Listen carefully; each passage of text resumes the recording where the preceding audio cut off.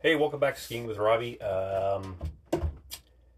Something new here. So what happened is I got a new board, and I'm gonna prep it for the beginning of the season. It's unwaxed, just out of the wrapper. I'd like to thank Scotty at Scotty Snowboard Shop for helping me out. Great guy, great shop. Been going there forever. Does good tunes as well. Shout out to him. Thank you very much for helping me out after all these years, like 25 plus years he's been helping me out. So anyway, I got a new board this year. I'm excited about riding this. I haven't had a new board in a while, so this one will be fun. But anyway, it's fresh out of the bag, razor sharp. Probably a factory wax, which is not much of a wax. But so first thing I do is, before I even put bindings on, I'm gonna detune and take the sharpness off the tip and the tail, because this is really sharp. You put it in your car or whatever, it's gonna just cut up some stuff, or falls over, it can cut somebody in the way by and stuff. So I'll show you how I do it. You can get yourself a file, just a big file, and you can take it. I can slide this back. You can take it, the part that's never going to touch the snow, so like the top, the top 3 inches here. Don't take it now down to where the edge contact is. Take it up here and up. You can take a file and you can round it off. Just take that off and you'll feel it, because it's right now it's really sharp, like it's catchy. You take that down, it'll just save your day. You can use the file out of your edge sharpener, whatever you got. I like to use this, which is just a drill, and I got a flapper wheel on there. So it's a sandpaper flapper wheel. I just pulled the trigger and go around, take it off. Some of you will be a little shocked at this, but I'm not going to sit all day and file it. I'm just going to use this real quick. So about top 3 inches here, I just pull the trigger and pull it.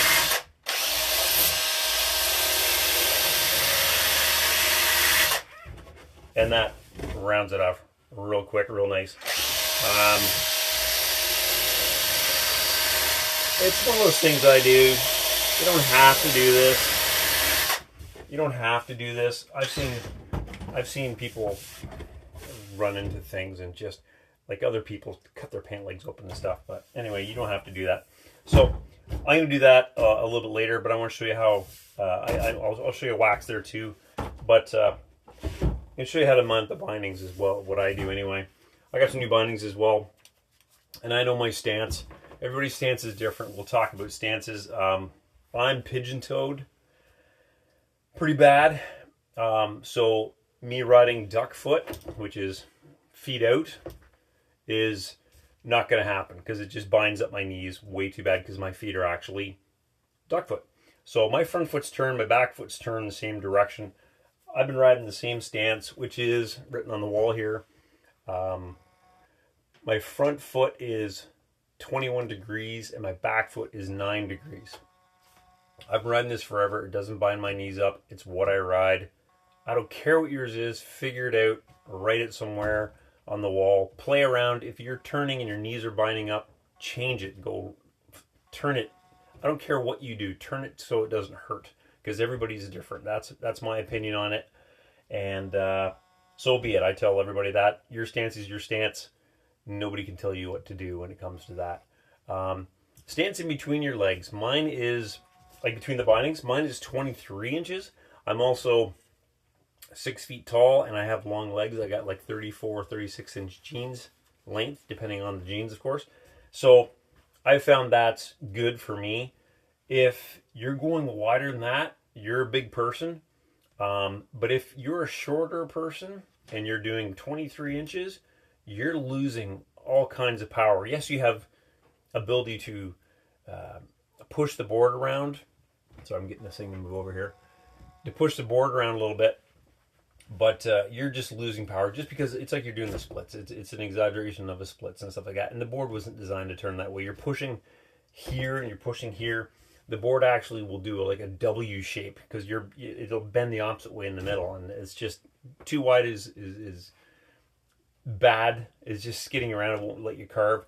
Too narrow, you're unstable. You tend to feel like you're going to tip forward or tip backwards. So find what works and find what angles work, and play with that. My big beef, with a lot of stuff is toe drag, heel drag. I hate it. Some people don't mind. I have a size 10 foot, and I hate toe drag. I hate heel drag even more. Anybody who is with me on that, give me a hell yeah. But anyway, I'm just putting this in real quick. So I measure that by doing this kind of a thing. I'll line up the camera here so you can see it. Come on over here a little bit. Camera, over here. There we go. So, can't see with that. I put the binding on, and I'll just get a little angle like this, something like this, so you can see it. And from the edge to where the binding hits, that angle is like probably 15 or 20 degrees off the binding. I would put my boot in, and then I'd measure on this side as well, and try to get these angles so they're going to be the same. Whoopsie. Try to get them the same. This way and this way. That way your foot is in the middle of the board this way. And when you go toe or you go heel, you're going to have the same amount of clearance on either side.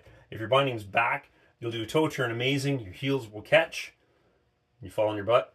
Opposite's true too. You go around a corner, your toes hit, you're going to go over and fall on your face. So play with all of that.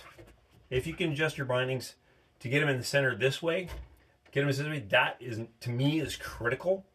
Also, I put a little bit of forward lean on my bindings. You can adjust these to the back, you can adjust them on the hill. You go crazy like that, you're going to be in a pretty flex position, and your heel turns are going to be too aggressive, I find. Like, they'll just too much edge. So you got to find the happy medium too. You don't want it back, and you don't want it too forward. You got to find what works for you. I have it, like, I think on this adjustment here, just one click forward to match, because I want it pushing right away when I tip onto my heel edge. So that's what I want everybody to play with. That's what I've played with forever. And once you get your stance, write it down. Write it down big time. So hopefully that helps a little bit. Get a number 3 screwdriver. Remember we talked about that before, number 3 screwdriver. Get your hand in there, turn it down pretty tight. You don't want these coming loose at all, especially on the hill. And we'll go from there. I'll wax this up and do another video on this snowboard, wax a brand new board. I'm going to detune this better, the tip and tail, and put these bindings on, and we'll wax it up for the next video, okay? Anyway, see you later, bye.